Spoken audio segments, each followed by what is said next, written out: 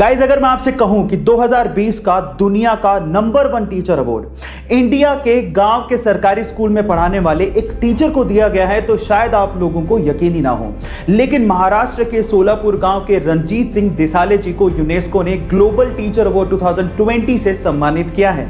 140 देशों के 12,000 टीचर्स को पीछे छोड़ते हुए रंजीत सिंह दिसाले जी ने $1 मिलियन के इनामी राशि वाले इस प्राइज को अपने नाम किया और घोषणा होते ही आधी इनामी राशि बाकी बचे हुए टॉप 10 टीचर्स में डोनेट भी कर दी। टेक्नोलॉजी को एजुकेशन के साथ जोड़कर रंजीत सिंह दिसाले जी ने खाली पड़े हुए गांव के स्कूल में जान भर दी और इसीलिए उन्हें यह अवार्ड से सम्मानित किया गया। तो आज रंजीत सिंह दिसाले जी के लिए एक लाइक तो बनता है। गाइस, कैंसर एक बहुत ही खतरनाक बीमारी है, पर अगर इसका इनिशियल स्टेज में ही पता लगाया जा सके तो इसके खतरे को कम किया जा सकता है। लेकिन सवाल यह है कि आम इंसान तो रेगुलर चेकअप के लिए जाता ही नहीं है, तो फिर इनिशियल स्टेज में कैंसर का पता कैसे लगेगा?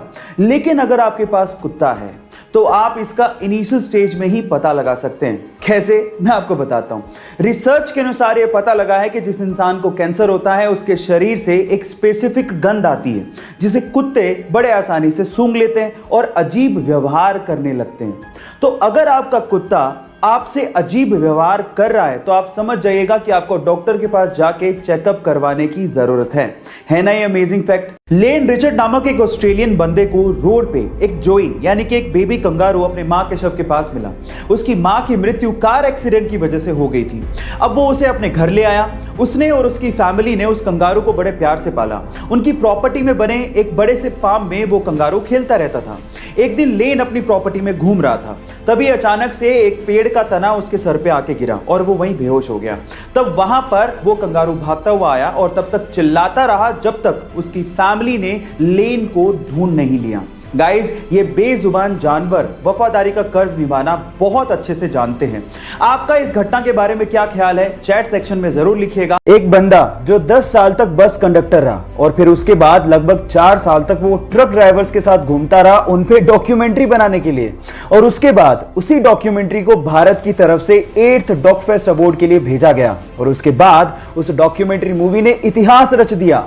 जी हां गाइज, लगभग 124 देशों की 1799 फिल्मों को पीछे छोड़ते हुए उसने इंटरनेशनली बेस्ट फिल्म अवार्ड अपने नाम कर लिया। उस मूवी का नाम है हाईवेज ऑफ लाइफ, जो कि ट्रक ड्राइवर्स की लाइफ पे बेस्ड है, जिसे शूट किया है अमर माईबाम ने। गाइस, सच में गर्व होता है इंडियन टैलेंट पर। आपको ये जान के कैसा लगा? चैट सेक्शन में लिखना मत भूलिएगा। जब आप छोटे बच्चे थे तो आप क्या करते थे? चलो छोड़ो, इस बच्चे की सुनो। जब 1 साल का था तब से वो ब्रूस ली की मूवीज देख रहा है।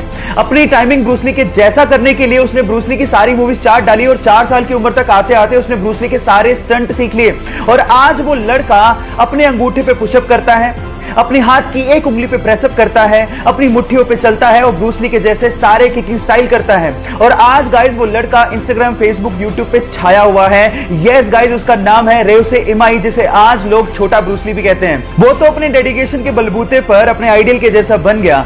आप किसके जैसा बनना चाहते हैं? चैट सेक्शन में लिखना मत भूलिएगा।